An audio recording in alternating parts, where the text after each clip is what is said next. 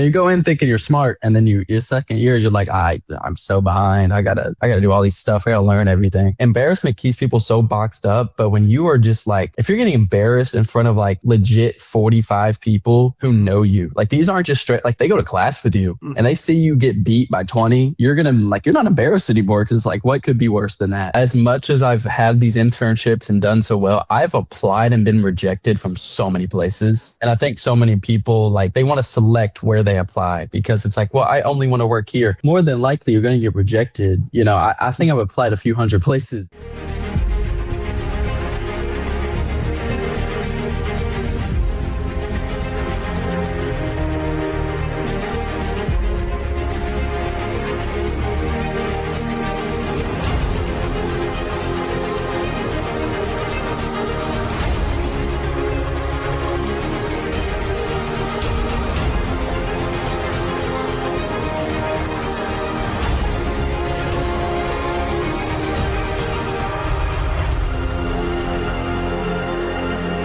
Hello, everyone. Welcome to the Career Education Learning Center podcast. I'm your host, Mitchell Rivers. I am thrilled and excited to have on our show today, Riley Roberts. Riley is a recent graduate of Alabama A&M University with a bachelor's degree in computer science. How are you doing today, Riley? I'm doing good. How are you doing? Oh, I'm fantastic. I am fantastic. So, Riley, why did you choose Alabama A&M to pursue your educational career? The biggest contributing factor was definitely scholarship. I knew going into college, there wasn't like a trust fund of like money. And so definitely going in was like, I need scholarship. And they gave me the best scholarship. And it was about 30 to 45 minutes from home. So I ended up moving on campus my sophomore year. But at first I was able to kind of stay at home without it being too big of a deal. Now, you majored in computer science. Has you always been a quote-unquote computer geek, or have you all been to gaming? What led you to major in computer science rather than an old typical business major like me? Yeah, I've always been kind of on I call it the nerdier side. That's not really an insult to me. So I'm definitely on that side of things. And then in high school, I took like one computer course and I was like, that was cool. I took one more and I was like, yeah, I'll do this. I don't know what else to do. And then it just kind of opened up the door for me and I just went all the way through it. Did you know that computer science, when you first go into that major, you had one thought. By the time you got into your sophomore, junior year, what was the thinking then? Like, it's a little bit harder than I thought it was. Is that what thinking then? Yeah, it was, going into year one, I had no idea about it. And so everything was like changed. Like I was like, oh, you just do like coding. And then I went to like my first internship. I was like, oh, like this is not what I thought this was at all. It's so much bigger. Like you said, harder. Like you're going into sophomore, you're just like, oh, I don't know anything. You go in thinking you're smart, and then your second year, you're like, I'm so behind. I gotta do all these stuff. I gotta learn everything. And how much lab is required? I remember when I went to school, which is way back then, Raleigh. So we're not even gonna say what year that was. But I knew computer lab. I always seen computer science in the lab one time. How much lab time you had to spend being a computer science major? Yeah. So of course now with like laptops, like you don't have to go to a physical lab, but we have I had, it's different per school, but like about maybe 5 classes that were like project classes. So like you had some lecturing, but like the big part of it was like, oh, you had this big project due at the end or in like 4 weeks or whatever it may be. And so we had about 4 to 6 classes that was just kind of like, yeah, they're big, like main thing is just doing a lab, doing a project, doing stuff like that. Now, I had little transition trouble as far as me. It wasn't, me was academically, it wasn't socially. So when you first went to college, what was your biggest transition? Was it socially or was it academically? Mine was, I like to say it's time management. So I guess that's kind of both. Yeah. Like high school, I didn't realize how much of your life is structured. Like they just like, you just show up and like, it just kind of goes on its way. Whereas college, it's like you get to choose to show up. And not only that, like everything in between your days, like there'd be days I forgot to eat. And then I'm like, get to dinner and I'm like, oh shoot, like I feel terrible. Like I need to eat. And there's other days it's like, I feel like I spent the whole day eating and did no class. It's just like your whole life is your own choice. And so that was definitely like a time management, which affected socially. Sometimes I forgot I need to talk to people, And then like you look and it's like 4 in the afternoon, you haven't spoke out loud. You're like, oh, I'm like, I need to go talk or I'm going to be like sad in my room all day. Of course, with classes, time management is like huge. Well, don't feel bad, Riley. I know I went to community college my first couple of years there, and that was a little bit more structured because I had to work and then go to school. And so that was more structured. But when I went to UNC Pembroke, which was a 4-year school, it was a little bit different. And a lot of the freshmen, I don't understand, had trouble with time management, because you do that freedom. How long did it take you to get used to time management? Your second year or third year, to where you felt like I got a little grasp about time management? Because that is a big thing about freshmen coming in. I think definitely my second year because I got more involved on campus and like those were like kind of similar to like I need to be somewhere by certain times. Just because I was kind of like I became a leader, I'll say. As a sophomore, I really wasn't much of a leader. I was more just like a mandated volunteer. Because it's not like I'm president. I'm kind of just like, oh yeah, I'm over one specific thing. So it was kind of like one of those things where it's like, okay. And that kind of gave me a little bit more structure to kind of push me to like, okay, I got to get on top of this or it'll go crazy. So what were some of the organizations that you joined while you was in college? I think activities and organizations that you joined really helped the college experience. Yeah. The biggest one, especially early on, was the honors program. I came in as a freshman, a member, but then, like I said, sophomore and junior year, I was a leader in it. And so that was definitely a huge like driving force. It helped me a lot with public speaking, but also just it kind of like just growing up, because when you're a leader, you can't be immature. You can't be a very immature, I should say. You can be a little immature, but not a lot. And then moving kind of more towards like academic, IEEE, which is like an engineering institute of electronics and electrical engineering, which is a mouthful, but that's just, kind of that engineering, computer science kind of crowd. And then actually NABA, National Association of Black Accountants. I was asked to join because they needed kind of someone to just be over community service. And so I didn't really do a whole lot within the organization, but I kind of just like helped them with a few things. And then the last thing that really helped me was actually intramural basketball, which we sucked. We lost. We didn't win. All my friends, most of them never really played. I played a little bit when I was growing up. And it was like, but that was something that was just like, oh, that's a college quote unquote experience. Like you played an intramural sport. And so that was fun. To kind of give that college like, oh yeah, we did like, I played college basketball. I can say that technically without lying. It was intramural and we lost every game, but that's okay, Yeah, intramural basketball, they are really hyped up for intramural basketball. Mm-hmm. So a lot of them audience, whether they're going to attend college or you haven't attended college before, but intramural sports is big time in colleges. I mean, those people take it seriously. I mean, that's how recruiting. They get the, different students on. They know who they want and don't want.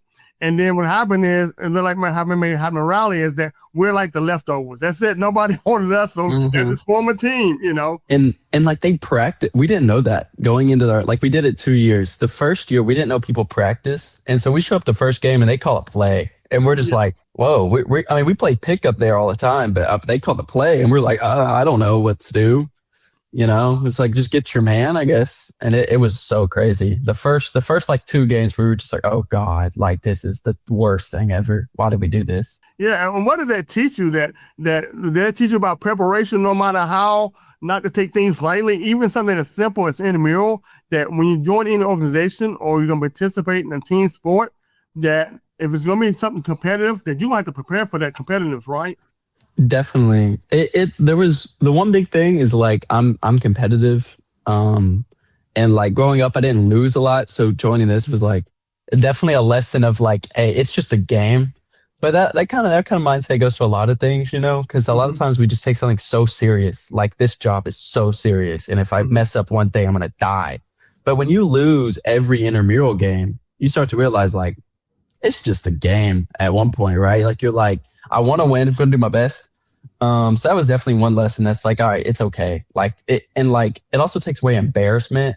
Embarrassment keeps people so boxed up. But when you are just like, if you're getting embarrassed in front of like legit 45 people who know you, like these aren't just straight, like they go to class with you and they see you get beat by 20, you're not embarrassed anymore. Cause like, what could be worse than that? Like, it didn't happen to me, but one of my friends, like, he fell. He got crossed up and fell. And I was like, oof, that I made fun of him on his team. I laughed. I was like, oof, that's bad.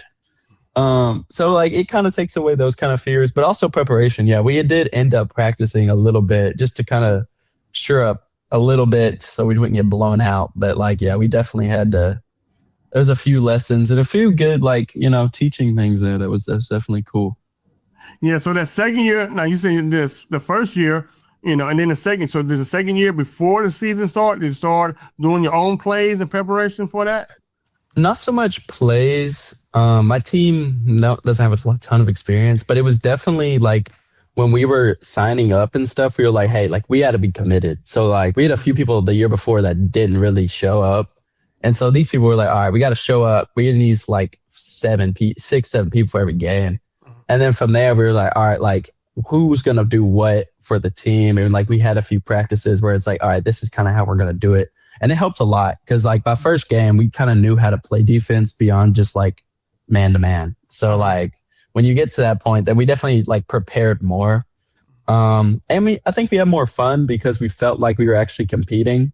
Whereas like year one, it was like, yeah, like you said, we were just like, we just signed up, showed up. It's like, oh shoot, these people are serious. Like year two, we were like, all right, we had a little more composure about ourselves. And the reason I press for that, Riley, is that life is like that, right? Even to the business world, because I bet you're very competitive in the classroom, weren't you? Yeah, definitely. You're very competitive. You want to be the best. You want to do the best. I mean, you look at people in your room. I mean, people don't realize this. Even in the classroom, people are competitive. They know who the best student is in that class, and they want to be the best at everything. And that competitive drive go on, and it transfer over to the business world. It transfer over when you will be an entrepreneur. It transfer over when you are in marketing or in sales. So that competitive juices, even from sports to the competitive world in business, definitely it passed over to you, and then you pass on to everybody else and become competitive. Also, you learn about teamwork, right? So you say did you do any internships?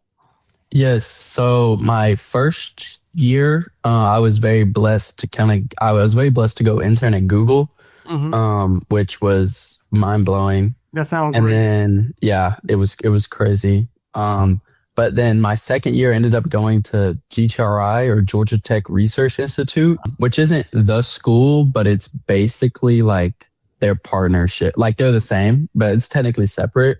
Which was like the most PhDs in one company or one research I've ever been a part of. There's so many. Everyone's just like, oh yeah, doctor. I'm like, oh my goodness, I'm a sophomore. And then this past summer, I interned a little differently, but it was with Deloitte with their like technology, like kind of consulting, which is very different than the first two because the first two were, like kind of like SWE, software and all that kind of stuff. Whereas this last one was definitely more on like consulting, businessy kind of vibe. So let's go back to Google. I'm going to go back to each internship and see. So with Google, what did you learn most about Google, or what did you take away from doing the intern from Google?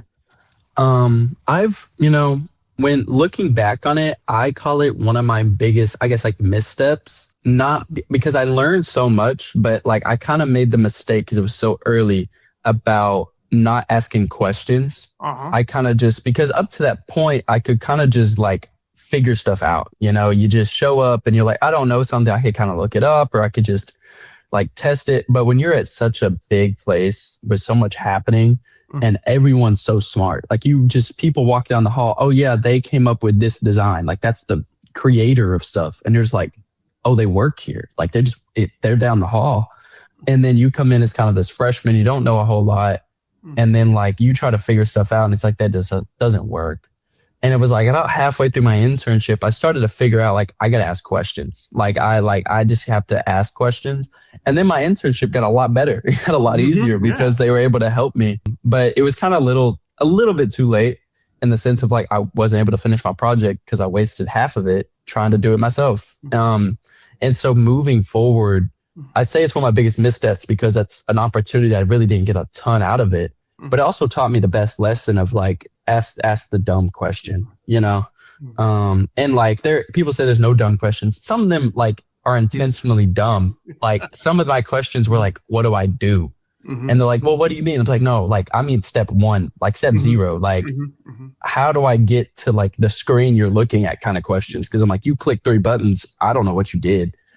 And that kind of, sets you up like, okay, once you get basics down, the biggest thing that I kind of took even a lesson on top of that is don't repeat questions because like I learned that like the next year, it's like when you repeat questions, it's a waste of time, but it's also just like, it kind of shows that you're not listening. And so like, that was definitely what I took from Google was like, one, computer science is huge. Like it's much bigger than I ever imagined. But then also it's like, ask the dumb question, ask those like, oh, they feel kind of meaningless, but you need to ask them anyway questions because like you need the information, you can't just not have it. So taking that lesson, I'm glad you said it because everything is a learning process, and believe me, when you get in the real world, you're going to encounter different computer programs, like you said before, and different learning tools. And even back in my day, when I started banking back in the early 2000s, no bank was alike. I mean, everybody had a different system. I was working with 3 different systems with the same bank in the same area. And like you said before, you need to ask what to do step by step and write it down or whatever you do these days. But I wrote down step by step because I'm like you. How do you get to the screen? Because they go do, boom, and you do work here. But I don't know how to get to that screen to do that work. How do I get to that screen to do that work? And no 2 systems are alike. I've worked at 2 or 3 different bank areas. And I also worked for a retirement plan center, and each one had different systems. I'm like, my gracious, how many systems do they have? And this is the early 2000s, so I can't imagine how many systems there are today. So did you take that misstep from Google to your next internship? How was that one, your second one? Definitely. So GTRI was it was a lot less daunting. Like it was like more, I was like the only intern like there besides this kind of other random group. We don't talk about them. I was kind of the only intern, my team, it was very small. And I knew to ask questions. So early on, like the project, I was doing kind of government work and I didn't have a clearance or I don't have a clearance still. And it was like, the big thing was like, oh yeah, we want you to do this thing, but we can't show you the thing. Like we can't really tell you too much. And I'm just like, okay. But then I kind of tapped into that of like, okay, let's ask questions where I can.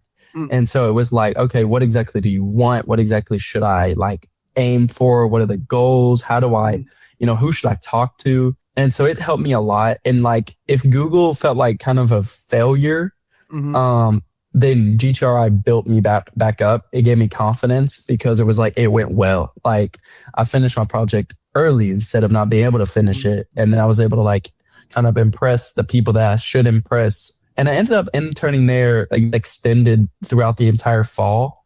It would have kept going, but like my class schedule got crazy and I was like, I can't work and do this. But like it went so well that it was like, oh, I developed enough relationship to actually get extended. Just because it was like, I learned to ask questions. And then I even learned to like go a step further and kind of that networking, which you being a professional are probably a lot better than me at that. But it's definitely like networking. That's when I really realized the value of it. Because like when I got introduced to somebody on a different team, he was able to give me a little bit of insight on what I needed. It's like, oh, I should look into that idea because he just threw it out there. I Googled it. I'm like, that's a great idea. I should think about that for my project. And so it's stuff like that that's just like, oh, wow, like you kind of putting pieces together in that second internship. Yeah, and that's what I love about with your experience there. And that's why I'm glad I had you on the show, is that, you may not do as well the first couple of times, but the main thing is learn from your mistakes or what you consider mistakes, right? Just learn from that and then improve upon that, what you do know. And then that, what you don't know, take with you to the next internship. And in your third internship with Georgia Tech, how was that? Yeah. So my last one was with Deloitte and it was, I mean, like I said, it was different than the other two, but it was definitely the best one in terms of what I'd evaluate for myself because, I would say I kind of went in there with like confidence of like, okay, I know kind of what to do. I've kind of been here twice, but even like being a leader on campus for a few years at that point, I had that confidence too of just like, yeah, I know kind of who I am, what I bring to the table, but also know what I don't bring to the table. And that's also equally as like, I feel like is important because when you get in there and you can be like, oh, I don't know how to do that. And you're okay to say that, then it kind of leads you to kind of just be successful. And also I got a partnership in this one. So I worked with another intern and like we worked together on the same project. So that was a little different too. And like one thing I did need to learn was like kind of that teamwork, kind of like you mentioned with the Intramural stuff, like that kind of teamwork of like, oh yeah, like I could trust this person to not just show up and help me, but like show up and do like their own thing. Because like we kind of ended up splitting it in two, and that definitely like alleviated a lot of pressure. And I was able to kind of build that trust as we worked together and finished the project and did everything on time and all that kind of stuff and met expectations. But that was definitely like another kind of like lesson, but also built some confidence. Oh yeah, like I know what I've learned and I can kind of believe that I know a little bit of what I'm doing, even if I don't know everything. And that's what the college experience is about, especially when we talk about internships. It's about learning, right? It's about learning the importance of partnerships. It's about learning the importance of teamwork, because all that transfer when you go to quote unquote the real world or after college, right? All that transfer when you go to the business or your own business or entrepreneurship, whatever you do, it's going to transfer over. So that way, that confidence that you have, you know, that those are mistakes, we just thought mistakes that you learn from and you learn again. As someone said earlier in my podcast, two podcasts ago, is that we're always learning. You forever learning. You never want to stop learning. Even when you get my age, you don't stop learning. And you may change. Your career may change. You may change jobs in the same career. You may change companies within the same duties that you had before. And so you have to be ready to adapt, as that word is, adaptation, to go to the next level or go to a side level. But once you start adapting like you did, you found it with your internships, by the third one, you say, I've been here, done that. And you pull those experiences that you knew from the club or organizations that you're leader of and pull that same experience and experience from your first two internships to that third internships, and you see how that was better, right? Even from your intramural experience, right? Where we didn't prepare, now I know I need to come to prepare. And so all those experiences come into one. Let me ask you this, Riley. What are you going to miss most about college? What are you going to miss most about Alabama A&M? The easy answer is definitely like the people, like friends. Like I had friends in my class, but also have like friends that are a year behind me. And it's like, dang, I know they're going to like still be hanging out and I'm going to be like awful working. And so there's definitely going to be the people, like the easiest answer. But also the kind of, I guess the different answer is also like the easiness of school in the sense of like, yeah, I've like been there 4 years. I know how that goes. So I show up in the fall, you know, you move in, you go to class and you leave. And whereas now, like I talked to someone and it's like in August, it's going to really probably hit me. It's like, oh, I'm graduated. Like it's not an internship I'm going to. Like I'm going to be like, oh, I'm done with my project. And then it's like, okay, here's your next project. And it's going to be like, oh, like I'm here like forever. Maybe not forever, but you know, it's like this kind of permanence. So like I'm probably gonna miss that like routine and like easiness of like I'm used to school and now I'm moving on to like the next chapter, real world, as I've been told a few times. Yeah. Yeah, and they said that all those real world. I'm sure your parents gonna say, yes, Riley, it's real world. We'll stop paying for your school, right? Exactly. Or assist you in that area, right? Yes, I'm pretty sure that they're gonna say that. And so you are going to a job soon, to another job. Do you feel like the jobs you're going to next, that your internships helped you get that job? Definitely, especially my last one with Deloitte. I feel like that helped a lot because it kind of showed me that I do like a little bit of the business side of things and not just like software, although that is like something I do want to do and my job will encompass that. But it also just showed me it's like, oh yeah, I should apply to these other places. Like even if it's like not in my field, you know, like I can still put my skills to use there. And so it definitely helped me in like the application part. But also, yeah, it just kind of helped me build like the preparedness, I guess, to like, oh yeah, like I feel like I could go here and make a difference and do well. Hopefully. Well, before we end this wonderful podcast, Riley, do you have any advice or suggestions for freshmen coming in this next year? that you may want to give them to say, hey, I did this or that? What advice do you have for our incoming freshmen for 2026? Yeah, definitely. I guess a big one is like, don't be afraid to fail. As much as I've had these internships and done so well, I've applied and been rejected from so many places. And I think so many people they want to select where they apply because it's like, well, I only want to work here.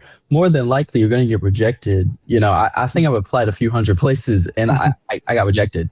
Sometimes an email, sometimes you get an email, you forgot you applied there. And it's like, oh, like, well, now I ruined my mood and I didn't even know about that.